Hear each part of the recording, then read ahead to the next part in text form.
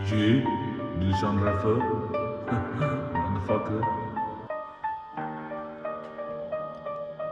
හීනයක් තිබුණා මගේ ජීවිතේ රටාමවපු කතා යති රට වටා සීපෙති පෙමක් කියන වචන ගලා ගල් හීන අතරමඟදී වැටුණු ගල් නිසා බ්ලොක් නම් ගොඩයි කළු ගලුත් සුදුයි සුදුවට තිබුණු කිරවණත් කළුයි ගෑනු පස්සේ දිව්ව කොල්ල බිලි පෙති අවුපිච්ච කෙල්ලෝ අතහැරලා යටි තනි කෙල්ල නයින් කොල්ල උන් වැරදි ඇති ඒකනේ කොල්ල බූට් වෙන කටි වේස ගෑනු අතරමඟදී කොල්ල රැවටෙති ආදරේදි කොල්ල මචං හින අසරණ වෙති අහගන්නි කතාව තේරුම් ගන්නි රටාව කෙල්ලෝ හරියට මචං හරි වගේ සතාම් නරින්ටත් ලැජ්ජයි මුම්බඩු නිසාම රැවටෙන්න එපා මචං සිංහ පැටෝ නිසාම් හීනයක් ඇති උඹට ලොකු පටි ජය ගන්න යත්ති බාධකත් ඇති බාධක අතහැරලා යන්න කල් ඇති සහයෝගෙට ඉන්න යාළුවොත් හරි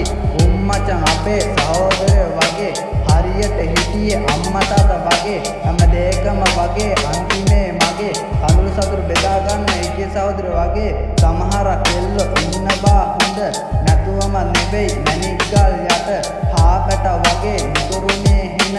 ඒ නිසා උනුත් බඩු වෙලා හෙන කීකරු ගෑනු මෝඩයි මචං හින උන්ට තේරුම් කරන්න ගියපුවා මට